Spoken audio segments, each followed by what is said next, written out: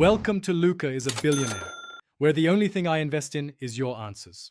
In this video, I will explain how to maintain a chlorine pool. First, regularly test your water. Aim to test 2 to 3 times per week to ensure proper balance. Your free chlorine should be between 1 and 3 parts per million. Also, keep your pH levels between 7, 4 and 7, 6.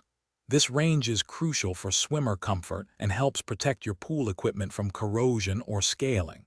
Consistent testing is your first step to a sparkling pool. After testing, adjust your chemicals. Ensure your alkalinity and calcium hardness are within recommended ranges to prevent issues like cloudy water or equipment damage. Next, consider shocking your pool.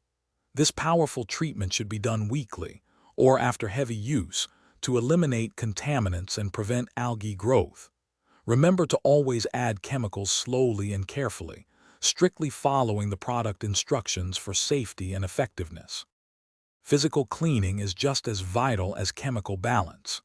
Skim debris from the surface daily and brush your pool's walls and floor at least once a week to prevent algae buildup.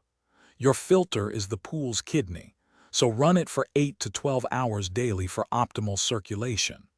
Also, remember to backwash or clean your filter regularly, guided by your pressure gauge, to maintain its efficiency. Consistent small actions make a big difference. Check and empty your skimmer and pump baskets every few days to ensure proper water flow and prevent clogs. Make it a habit to inspect all your pool equipment monthly for any signs of wear, leaks, or potential repairs. Addressing small issues early can save you significant trouble later.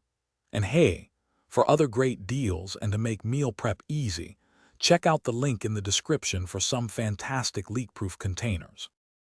Thanks for watching and please subscribe. It's the best investment you'll ever make.